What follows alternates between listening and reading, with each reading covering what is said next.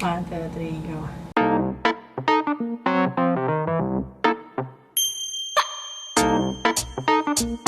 Hello everyone! It's me, Wani! So, ngayon, mag-open tayo ng dalawang parcels. So, I just got this from Lazada and I will use this sa mga susunod ko pang mga videos.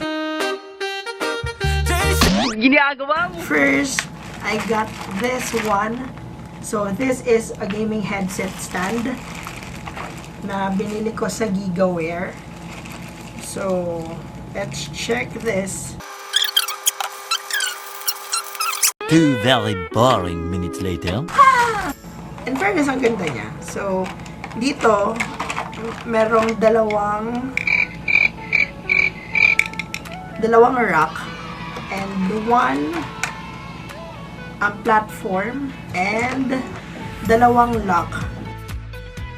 Special removable design, detachable and composable. Very convenient. Yeah. Looking at this one, very convenient niya. And very removable. Kasi nga, removable. Look. Hiwa-hiwalay siya. So, ikaw yung magsisetup. Then, multiple locks. We have 2. Universal. So, kahit saan, kahit anong headphone ba yan. So, insert 2 pieces of rubber parts in more. Insert 2 pieces of plastic parts into the mortise. I don't know what that means, pero is this? Ito ata siya.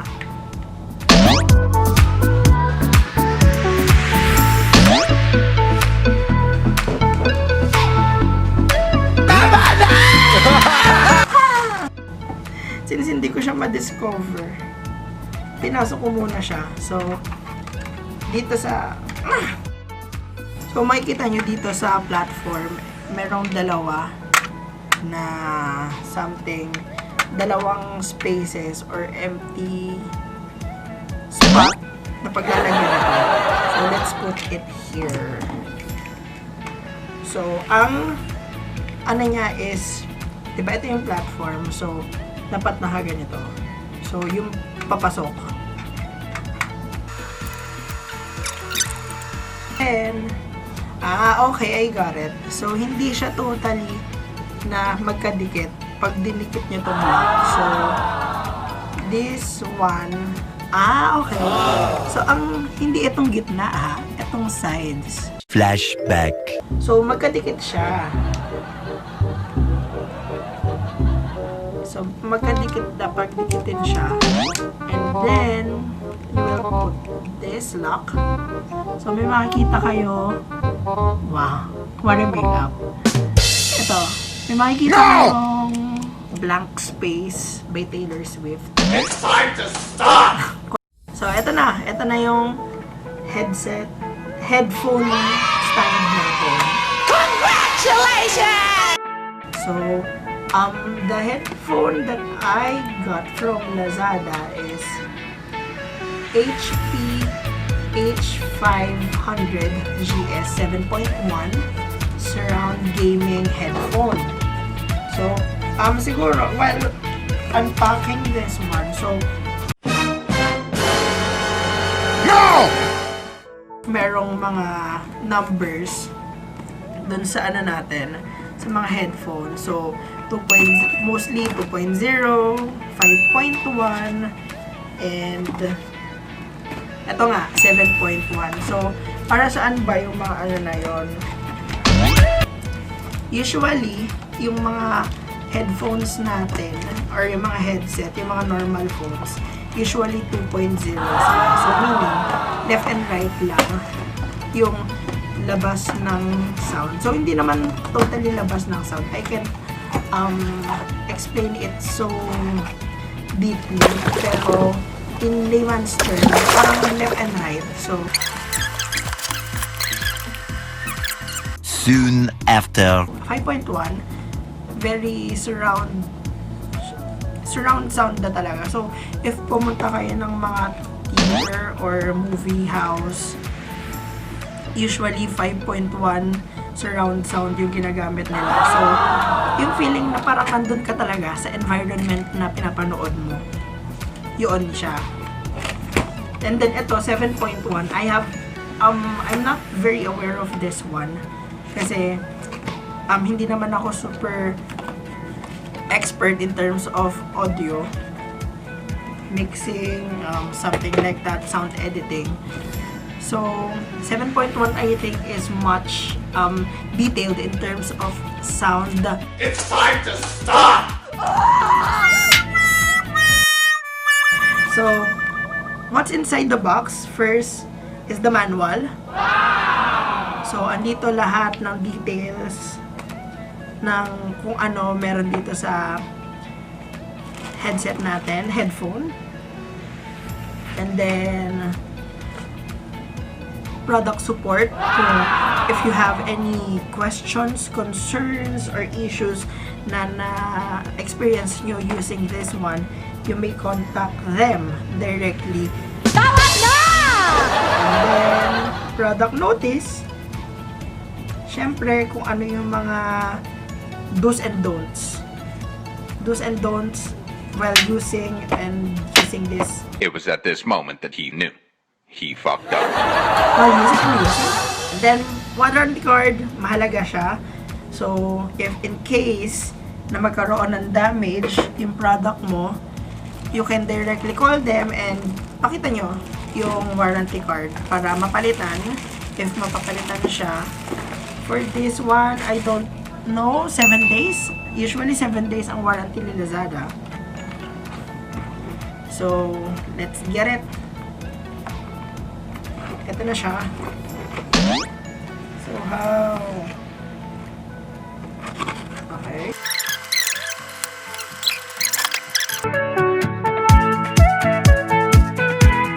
USB interface. So, gold-plated siya.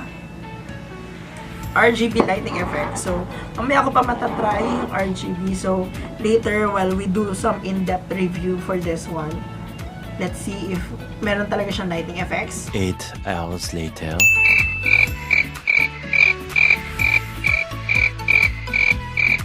Then, comfortable wear earpad. So, comfortable siya kasi nagagalaw. So, any position that you want. Plus, eto nga, breathable.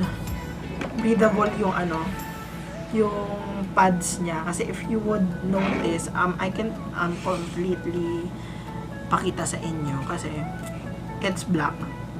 But it has breathable air pads. You don't say that. Air pads. An inline volume mic lighting control. So, I think this is the one. So, eto siya. Mapafocus ka ba? Okay, hindi siya nagpa-focus. Sa akin siya nagpa-focus. Sana all! Sa gilid nito is merong volume controller. So, if naiingayan ka, masyado na malakas or kailangan mo ng medyo adjustment in terms of the volume, pwede mo pinutin to. Ay, scroll. And then, there are 2 buttons dito sa platform na to. So, sa taas is the mute, unmute. So, you can choose this if you want to unmute or you are in a conference and ayaw mo na marinig ka. Just put the button down and di ka na nila maririnig. And if you needed to speak, taas mo lang. They will hear you. And then, sa lighting, meron din dito. So, click it and magbabago yung lights, I think. Hindi pa natin siya na-try. Ayun! Try natin na ipasok siya sa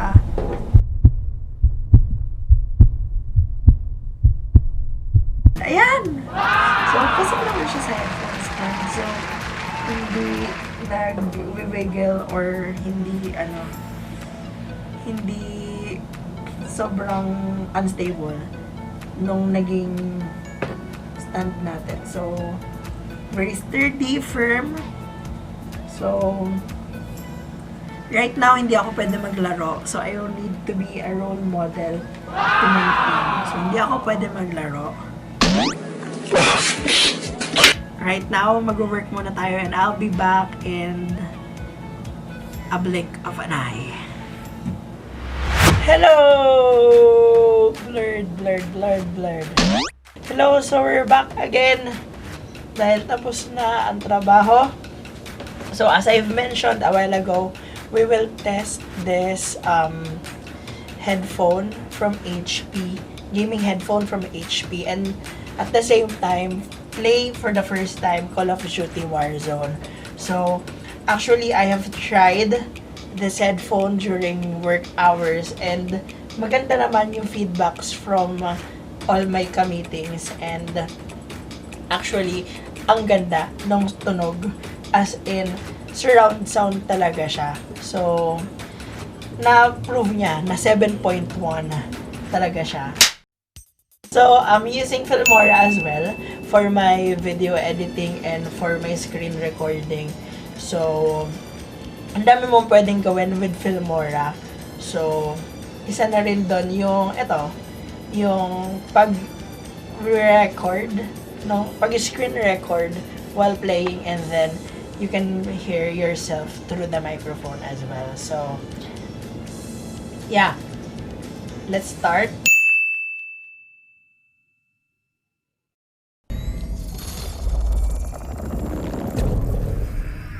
May idea na ako about Call of Duty. Kasi nga, I'm playing Call of Duty Mobile. Pero, it's much different when you're playing dito sa PC or laptop. Kasi, control-wise, syempre, yung WASD, space, etc. So, ang daming different specs, or what do you call that? Daming different about that. So, I'm going to play Call of Duty Warzone. Click. I don't want to play training. Sige, I'll play training first. Oh, ini-install pa siya. A few moments later. Ito, training mode pa lang siya. So, as in, ito yung game for those who doesn't have any idea about what they are playing.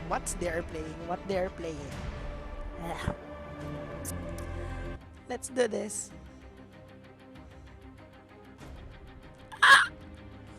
And in fairness, yung sound nga siya, sound nga niya sobrang buo. Ayan. Welcome to Warzone training. In Warzone, every operator is equipped with an armored vest. Grab an armor plate from the table. Oh my god. Fly the armor into your vest. 4. Good work. So what? The bloomers to the lower to show how much armor do you have. So armor yung pinick up ko. Now pick up some ammo. Ammo. Ito. Proceed to the next area. Where's the next area? Hit all the targets. Ha? I hit all the targets. Ow. Good. Aim down. Okay. Well done, mate. Okay. So, right yung pag-aim and then left yung pag-shoot. Okay. So, what's next? Get this one. Switch to your primary weapon. How can I switch? Okay. Nicely done. Yung Have your roll, weapon on a piece of scroll. cover. Take cover position behind concrete barrier.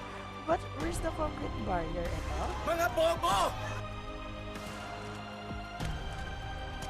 Okay. Ito? Ito ba siya? Mga bobo! Approach some cover. Aim down your sights and mount your weapon on the cover. Now hit the targets while mounted. I got it. So, Z lang. So, let's not see. Ouch! This target has armor. Listen for the sound of the armor breaking. You hear that? That means the armor's gone.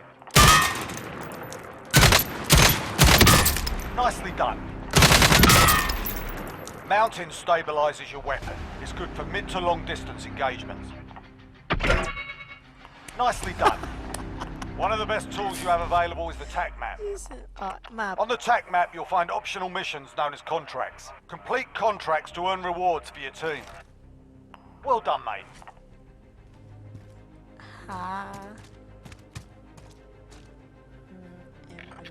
Find and accept the contract.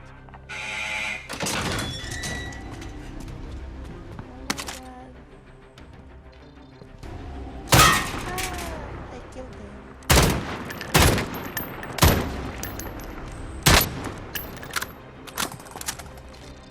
Take the TAC contract. Good.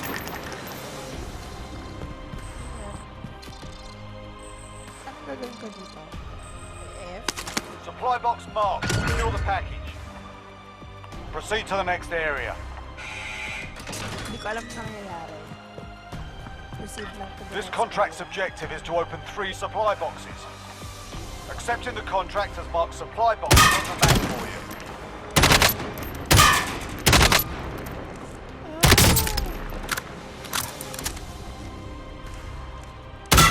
Find and open the supply boxes. Ayan siya. Next objective located. Take any loot you want. Otherwise, I've got to clean this mess up myself. Yes. Gusto ko ba ito?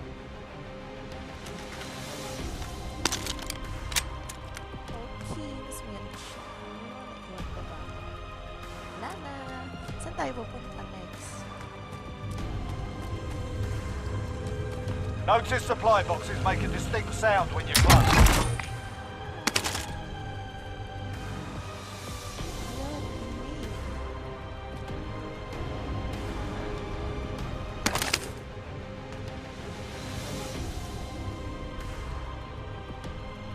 Wait na to. Wait na to.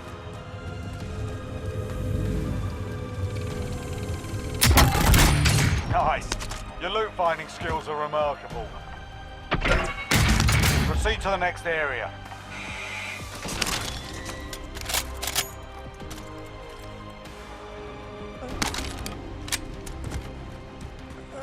Next area. Loot and cash are normally found inside buildings. Search for some cash, see what you can find. Ayun. Locate Wow, more cash. Nicely done.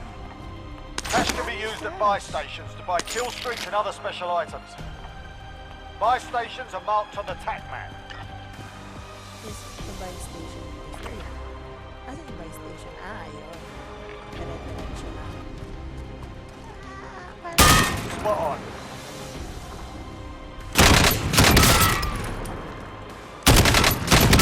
Get to the buy station. Wait lang. Good work. Buy stations allow you to bring teammates back from the dead, purchase kill streaks and more. Ano daw? Purchase a loadout drop marker. Loadout drop. Yes. Nicely done. Now call in a loadout drop and stand clear of the smoke. How? How can we call? At the location. X.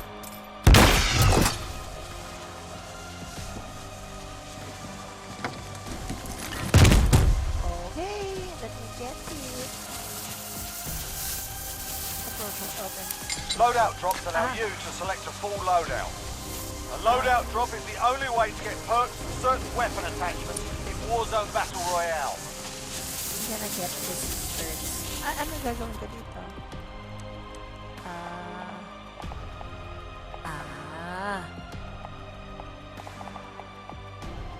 Mamili ako ng anong weapon. So,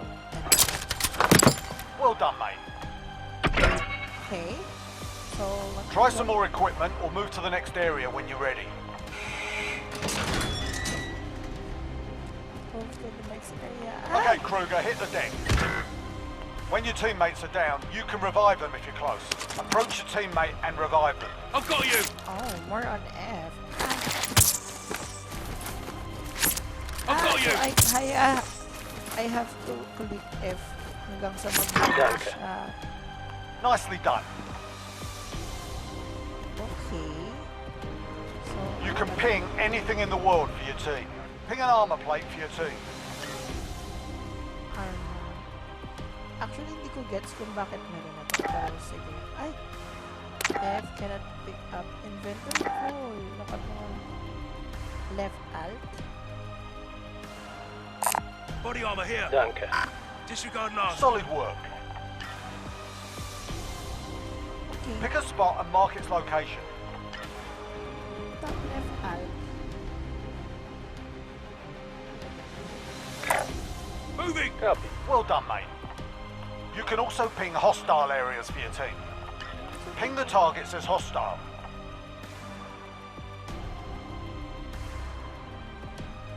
Left alt. Moving. Copy that. Ah, double tap. Mark the targets for your teammates. Tap out. Enemies in the area. Copy. Okay. That's the way. Bagal. There's another way you can help your team. You can drop items in your inventory for your team. How? Hold tab. This is called teamwork. Be careful with teamwork. You might win. Proper job, well done. Sprint to extraction. Next job's waiting. Ayan na! Oh my God!